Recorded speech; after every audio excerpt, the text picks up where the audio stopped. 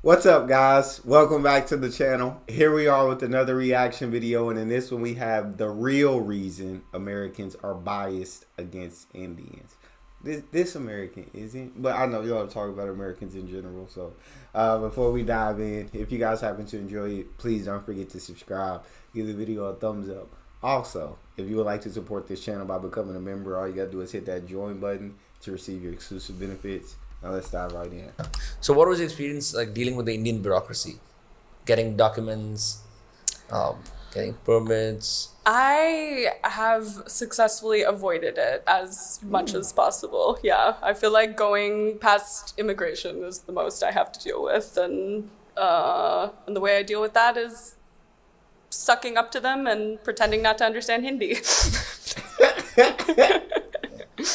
There you go. Right now, there's a big discourse online where a lot of Indian political commentators are fighting back against how the West reports against India, right? There was a John Oliver report which was talking about the elections, which was many people said it was in bad taste, but I think generally India and America, at least American journalists, don't always report positively on India, and I'm sure they have their reasons, but I've never been able to figure out why. But now there's a pushback against that, and I'm not sure if you're in the wave of people pushing back against it.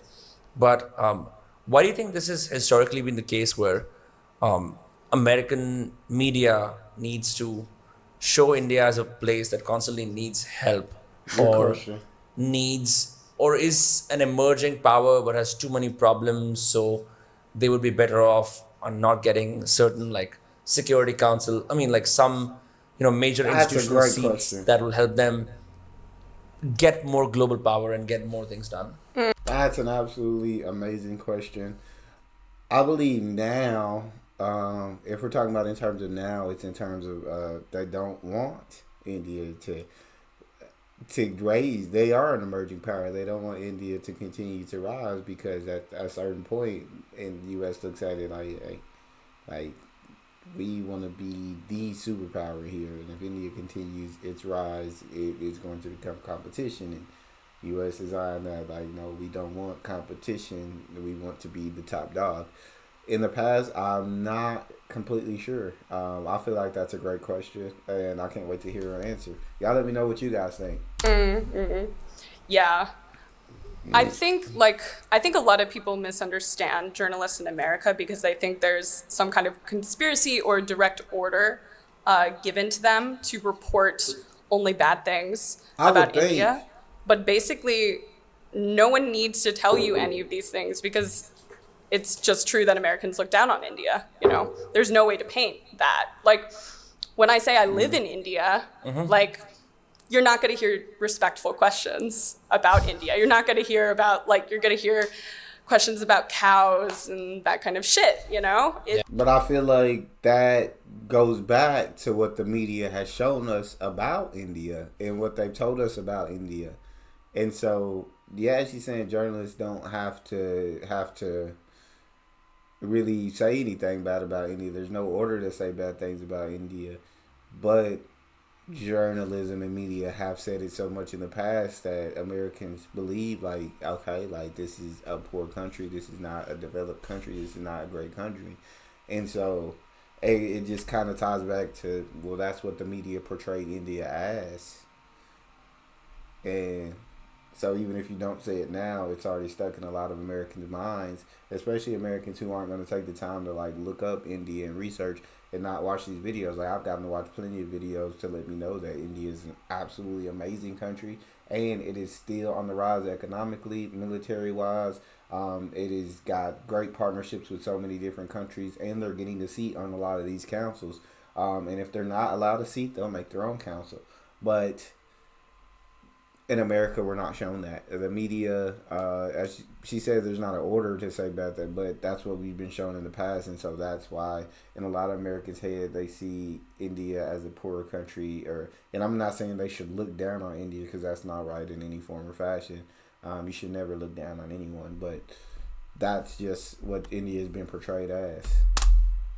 Yeah. Yeah, there is an attitude of superiority from Americans. And where does that come from? It comes from the British. We inherited the British view of the world and role in the world as the leader and arbitrator of progress and justice. And America just is like, why does this country keep being so poor and shitty, And it's like, well, you were a part of that process, right? Like, of course, anyone who actually learns about the history, that's because of colonialism, because of the institutions that are still, causing Indian currencies to be low, causing the Indian economy to, basically a parasitic relationship between Western countries and any post-colonial nation that is causing countries to need to develop, quote unquote, right? So, yeah, I find it very frustrating, especially as a journalist, because, if you're writing a really excellent article, we always need outsider perspectives on our countries. I mean, it was amazing when Black Lives Matter happened and suddenly the world was looking at America and saying, wow, you shoot Black people? What's up with that, And it was good because Americans started being like, why do we do that? That seems kind of fucked up, Right. So every country needs that perspective, but unfortunately, the relationship between India and America is just so much one of domination that you need a relationship of equality in order to give feedback and to give criticism.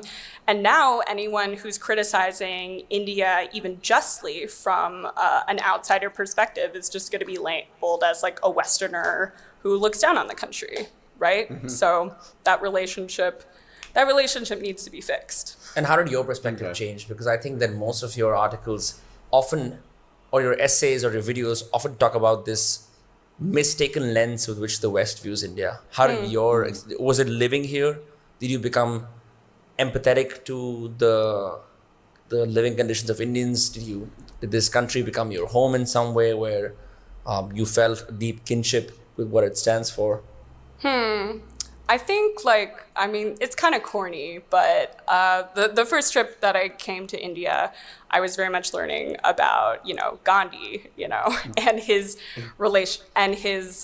struggle, during independence. And obviously Gandhi is, not a universally beloved figure, anymore in 2024 and everything.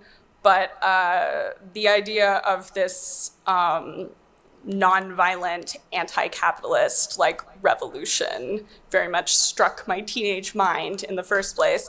And then I just had a lot of friends who were Indian American, and so I didn't look at India as an exotic fictional land of mystery.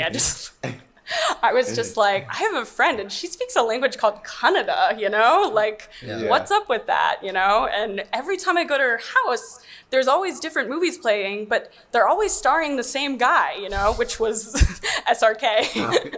I was like, do all of the stars look the same? No, it was just SRK was always on her TV all the time. So yeah, it was I liked this underdog story about people fighting against the British. And then I just moved here. And of course, it became a very real place for me after that. When you have to get your groceries in a place, it's hard to see it as a mystical wonderland. I feel that.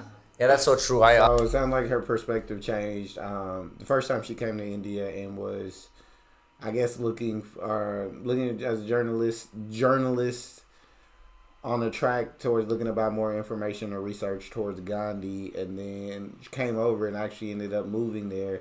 And she was like, it's hard to see the place where you get your groceries as some mystical, mystery wonderland. And yeah, I feel like about India, I thought it was before I started reacting to these videos, I thought India was a poor country, and I did see the cows in media, and I did see all of that. But as I watch more videos, you just get to see kind of the amazingness of India, the beauty of India. And there is poor sections, as there's poor sections everywhere in the world. But there's also very developed, very wealthy sections of India.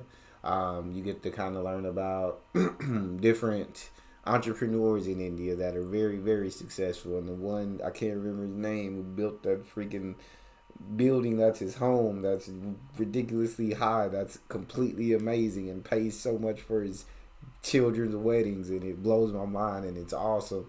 But you get to hear about Modi and what he's done in the government, and how he's got India on the right track, and how India's economy is rising at a rapid rate, and the infrastructure is going crazy, and you just get to I get to learn so many amazing things about India that I would never have had the chance to learn had I not started an India channel. I lived in Spain for about 2 months, which is not as long as you lived here. Where? I lived in 4 cities. I was in Madrid, Barcelona. For a few days, I was in Cadaqués, which is a fishing village off the coast of Barcelona, and then I was in Granada, and then finally in Marbella, and Cool. and then I flew out from Madrid. Um, but it was my lifelong dream to go to Spain, and I saw Spain as this land of, even the mariachis are from Mexico, but like flamenco and tapas, and it's more like a feeling, like you have a few words and a few images associated with this exotic paradise in Europe, the Spanish, your own Spanish life, standing in a European square with sunlight pouring at you, and you're happy, and there's Spanish music playing, Spanish tapas bar music playing in the background. That was my image. Yeah. And when I went there, the country very much met that image. But also living there for 2 months, I started to see that the lived reality of the Spaniards was very different from these utopic notions I had about the country, mostly made through images and movies and music, and then Zoya my own Akhtar. Zoya Akhtar. You wanted to go to Spain because of that movie, didn't you? Oh wait, who wanted to go to Spain because of, oh, is that an MD? Right, of course. Yeah. But it changed, and it got me. Even when I came back, I was even more nostalgic for Spain, because I felt like I just learned enough Spanish, enough restaurant Spanish to communicate slightly beyond I want a table for 1 and 2 beers. Um, but it changed. It completely killed the notion that this fantasy that I had in my head could actually exist in real life, right? Because I couldn't spend my entire day at tapas bars. I couldn't spend my days at endless flamenco music, those flamenco dances. It would just be stupid. It's a small part of it. I feel that. Yeah, and you have these. I feel like you see movies about different places that you want to travel to. And you think it's like so absolutely amazing, and then you go over, and it may not be exactly what you expected. And so I think a lot of Americans, if they got the chance to go to India, it wouldn't be exactly what we expect. I feel like it'd be a lot greater than what people think of it as. And it would make a lot of Americans stop looking down on India and help them to understand, like, bro, India is on the rise in a drastic way. Like, they're about to shake the world up, so be prepared. But that's all we have. If you guys enjoyed, please don't forget to subscribe, give the video a thumbs up, and check out that next one. I'll see you guys next time.